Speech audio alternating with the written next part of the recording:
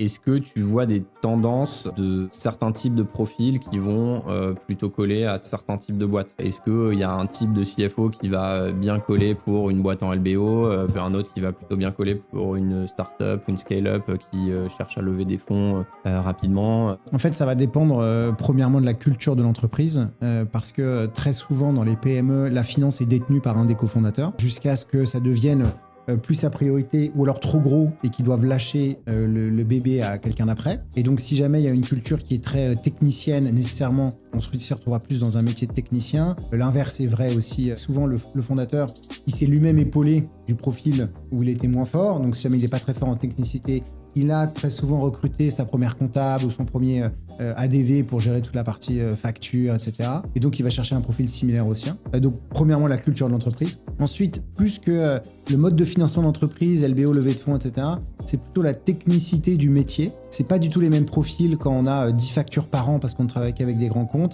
que quand au contraire, on va gérer du cash de la main à la main et qu'on a énormément de production de factures, de justificatifs. C'est pas les mêmes profils si on est que en France que si on est à l'international. Et il y a des entreprises qui vont, pour le coup, comme notre groupe, qui vont mélanger plusieurs business models au sein de l'organisation. On a choisi, nous, un CFO qui avait travaillé avant en conseil, en DAF à temps partagé, donc il connaissait plein de modèles différents.